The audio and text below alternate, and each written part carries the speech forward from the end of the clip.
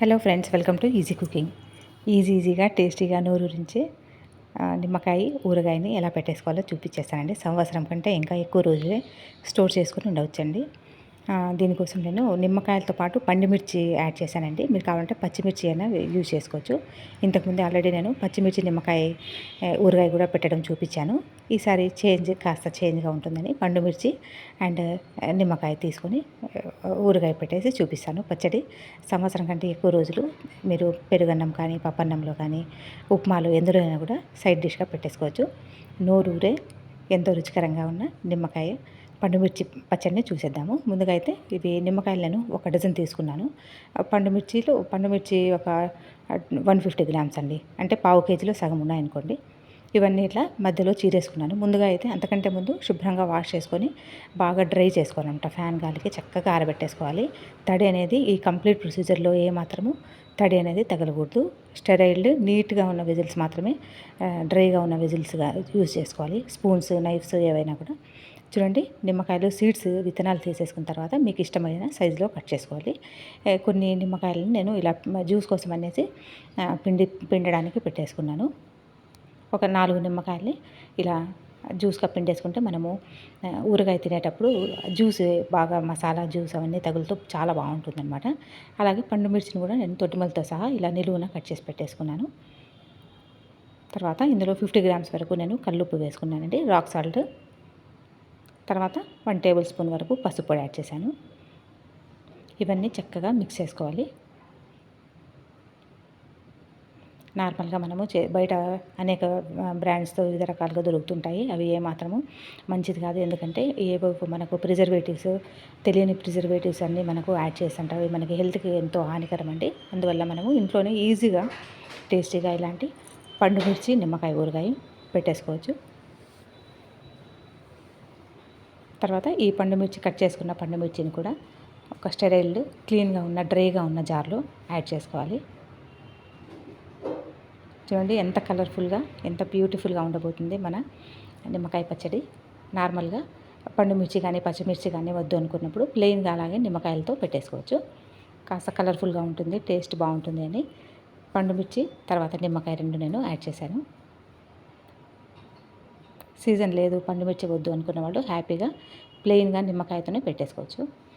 ఇప్పుడు నిమ్మకాయ ముక్కలు కట్ చేసి పెట్టుకున్నాము. అలాగే పండుమిర్చిని స్లిట్ చేసి పెట్టేసుకున్నాము. ఉప్పు, పసుపు వేసి చక్కగా మనము ఇవి మిక్స్ చేసుకుంటూ ఒక 5 డేస్ వరకు రోజుకు ఒకసారి మిక్స్ చేసుకొని అలానే పెట్టేసుకోవాలి.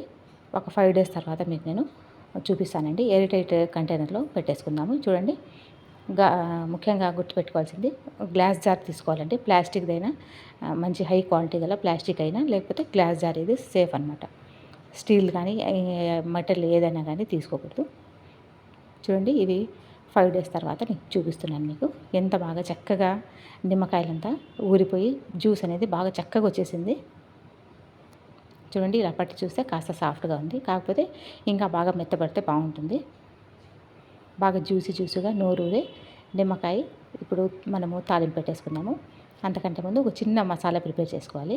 ఒక చిన్న ప్యాన్ తీసుకొని ఇందులో 1/2 స్పూన్ మెంతులు యాడ్ చేశాను. అలాగే 1/2 స్పూన్ జీలకర్ర, 1/2 స్పూను ఆవాలండి. ఇవన్నీ వేసి దోరగా రోస్ట్ చేసుకోవాలి. చిటపట్లాడుతున్నాయి చూడండి. చక్కగా లో ఫ్లేమ్లో సిమ్లోనే పెట్టేసుకుంటే మనకు తొందరగా చిటపట్లాడిపోతాయి. ఇది మళ్ళీ నల్లగా చేసుకున్నా కానీ చేదు వచ్చేస్తుంది. ఇలాంటి చిన్నగా మనము క్రష్ చేసుకుందాము. ఇలాంటి ఒక మిక్సీ జార్ కానీ చేత్తో అయినా దంచేసుకోవచ్చు. హ్యాపీగా బాగుంటుంది ఇంకా ఫ్లేవర్. తర్వాత అదే ప్యాన్లో ఒక పెద్ద గరిటె వరకు నేను పెద్ద గరిటెతో నూనె యాడ్ చేశానండి. అందులో ఆవాలు, జీలకర్ర చిటపట్లాడిన తర్వాత వెల్లుల్లిపాయల్ని ఒక వెల్లుల్లి మొత్తం తీసుకున్నానండి. అందులో సగం నేను తాలింపులో వేశాను, సగం అలానే పక్కన పెట్టేశాను. అవి మళ్ళీ నేను కలిపేసి చూపిస్తాను. తర్వాత ఇవి బాగా వాష్ చేసి డ్రై చేసుకున్న కరివేపాకును కూడా నూనెలో చక్కగా చిరపట్లాడే వరకు అందులో ఉన్న తడ అంతా వెళ్ళిపోవాలన్నమాట. అంతవరకు ఫ్రై చేసుకోవాలి లో ఫ్లేమ్లోనే.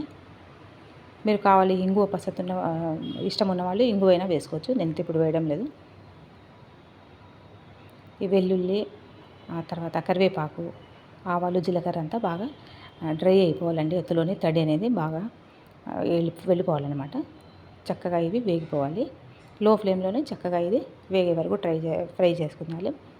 తర్వాత మనము ఇది వేపి పెట్టుకున్న మెంతులు, జీలకర్ర, ఆవాలు చక్కగా ఇది గ్రైండ్ చేసుకోవాలి పౌడర్. చూడండి, ఒక స్పూన్ ఉంటే చాలు, మరి ఎక్కువ అవసరం లేదు. మనం తీసుకున్నది నిమ్మకాయలు 1 డజన్ కాబట్టి దానికి తగినట్టుగా మనము ఇవన్నీ వేసుకుంటున్నాము. అలాగే మిర్చి పౌడర్ అండి, ఇవి కూడా ఇది 70 గ్రామ్స్ ఉంది మిర్చి పౌడరు. ఎండు కారము, మిగిలిచిన మనము వెల్లుల్లిపాయలను కూడా యాడ్ చేసేస్తాము. కావాలంటే కాస్త క్రష్ చేసి వేసుకున్నా కానీ బాగుంటుంది. పండు మిర్చి, తర్వాత నిమ్మకాయలు, ఈ వెల్లుల్లి నంజుకుంటూ మనము పెరుగన్నం కానీ, పప్పన్నంలో కానీ, సాంబార్ రైస్లో కానీ, ఏదైనా టిఫిన్స్లో కానీ చాలా చాలా బాగుంటుంది. నోరు మంచి హోమ్ మేడ్ నిమ్మకాయ ఊరగాయ కావాలంటే మీరు తప్పకుండా ఈ విధంగా ట్రై చేయండి. కొత్తగా చూస్తున్న వాళ్ళు ఛానల్ని సబ్స్క్రైబ్ చేసుకొని ఎఫర్ట్స్ అండ్ రెసిపీ నచ్చితే లైక్ ఇచ్చి ఛానల్ని సపోర్ట్ చేయడం మర్చిపోకండి. మంచి మంచి నోరు ఊరే రెసిపీస్ ఆల్రెడీ మన ఛానల్లో ఉన్నాయి. Thank you so much for watching. Take care.